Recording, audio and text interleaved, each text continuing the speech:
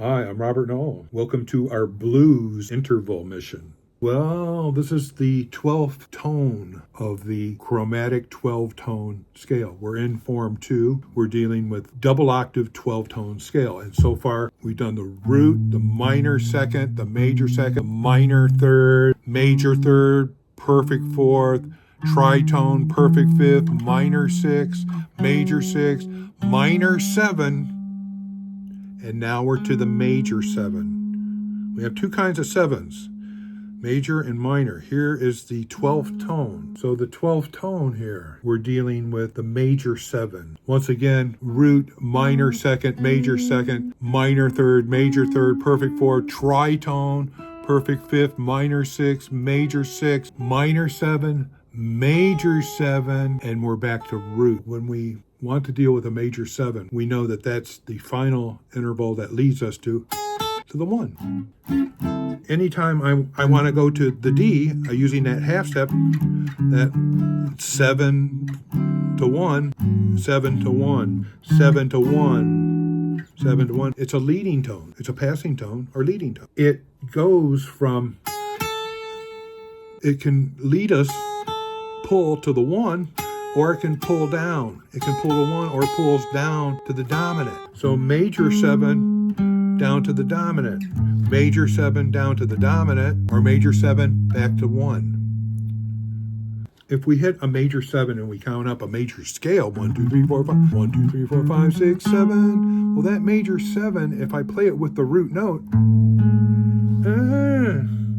something's not right. I go 1, 2, 3, 4, 5, 6, 7, and hit the root. Yikes, I've got dissonance. If you take that 7, like a dude you know, or a person, or a gal, or whatever, and you surround that person with like a major third, a nice person, or a nice feeling, something healing, that 7 doesn't sound so bad now with a major third and perfect fifth. I have the major 7 chord. I've got the major third, fifth, and the 7. So it's not dissonant anymore. See what happens when we add other intervals, when we surround it. We bring another family in, or other acquaintances in, okay, or other foods, or other smells, or other tastes, or other pictures and things we bring in. We can affect that interval. But that interval, yeah, it leads to the root. It leads down. It leads, half step up, half step down. It's dissonant and it builds tension, and the tension needs to be released.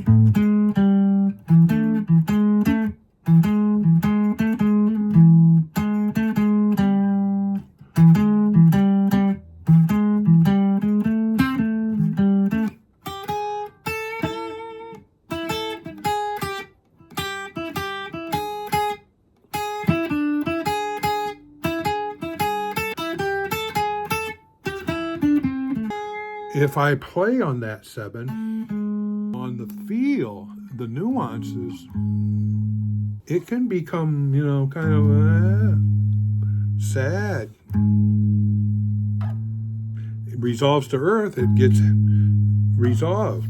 All right, then. All right, we're okay. But just on that major 7 leading to a root, just like the minor second leading into the root, the major 7 also has that dissonance. 7, minor second.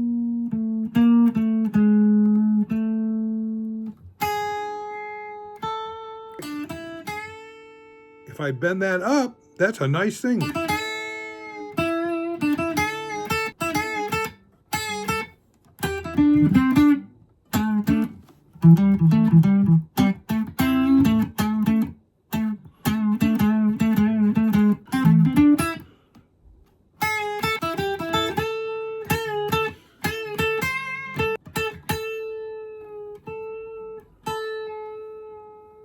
Now I get into that.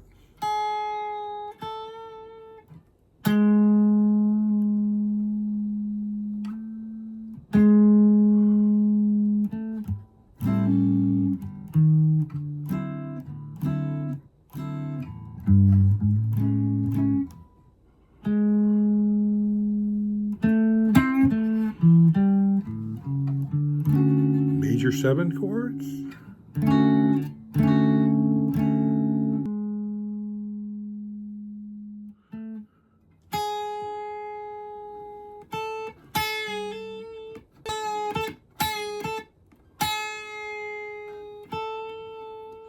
I can blues out on that major 7. Just a little bit of nuance. I can even, in my chords, vibrato that major 7. You see my fingers are kind of moving on the chords? Great thing about playing guitar, we can deal with the strings, and the nuances can go from just single notes to chords or tries or whatever you're doing. 2 notes. The 5th and the 7. Add the 3rd in there and resolve to the root.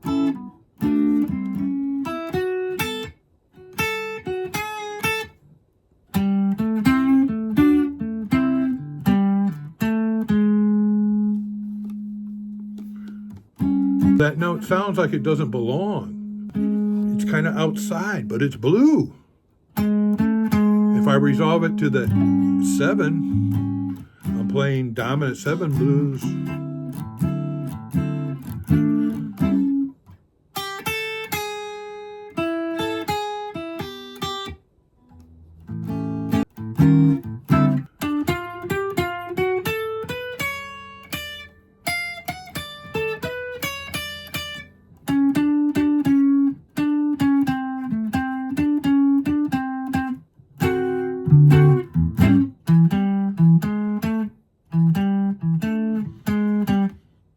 Hear me using that 7 in there?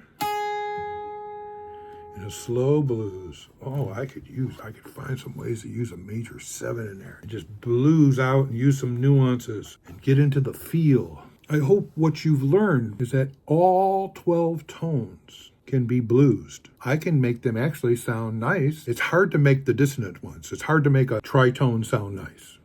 It's very, very tough. You work with that. Same thing with a minor 2nd. Or a major 7. Sometimes that minor 6, major 6. We have some issues there too, right? With getting the dissonance. What dissonance do we hear? Sometimes the dissonance can be blurred in a gradient like with consonants, kind of going both ways a little bit. So intervals have different amounts of dissonance and consonants to me. Okay, it's a science, the mixture in relationship to the root note, whatever the root is, whatever one is, earth.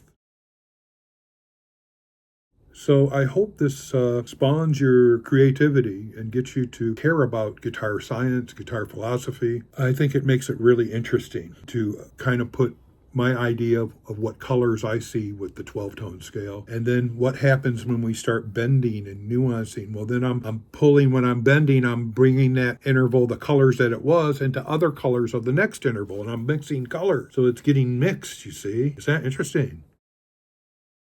If I bend the major 3rd towards the perfect 4th, the psychedelia, that major 3rd starts taking on some of the other intervals, colors, or smells, or visions, or sound, or touch and feelings, empathy, compassion, caring. How the mind works. Intervals work on the mind. They're part of the neurology, the science of art. The great thing about Homo sapiens, that we are primates, we're mammals that have this miraculous brain, and we've evolved to the stage where, wow, artificial intelligence is going to teach us other things, and there may be some issues, and hopefully humanity can work through this. But I'm into the thing of understanding about guitar and music and how it works and how to make sense of it, and how when you hear other intervals in nature or guitar players or solos or songs or whatever it is you're hearing, that it's deeper than just hearing, because intervals evoke and can persuade and deal with our emotions, our senses. All of our senses can be affected.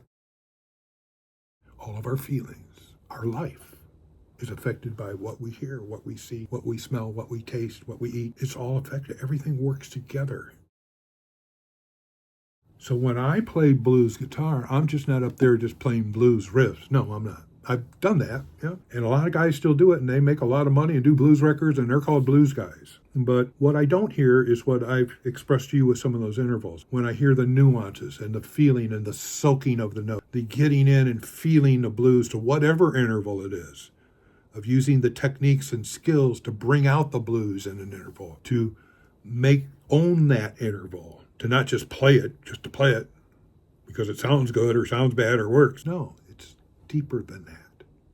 I hope you've enjoyed. Please make sure you hit the subscribe. I'd love to hear your comments and hear what you feel about all these intervals. I would love to know that and what they evoke in you, okay? And maybe you see and hear and sense and taste some other things than I do, and the emotions are different. I'd like to know that. I really would.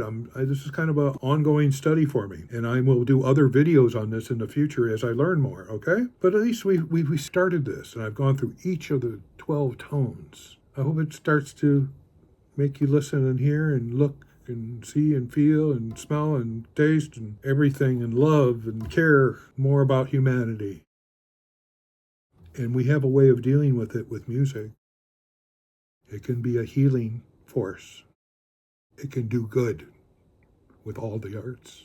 If you want to get deeper and become part of my blues family or my guitar family, you want to go to my Guitar Zone on Patreon, be a patron of mine. I could really appreciate the help that I get from you subscribing and buying into one of my tiers. That helps me to keep going and keep being able to do these things with my guitar philosophy. I think I'm onto something. I really do. I don't hear any of the other teachers or people doing what I'm doing. You're in my hippie pad and, come on now. All right. Anyways, bye. Thank you. Enjoy. And let's keep learning.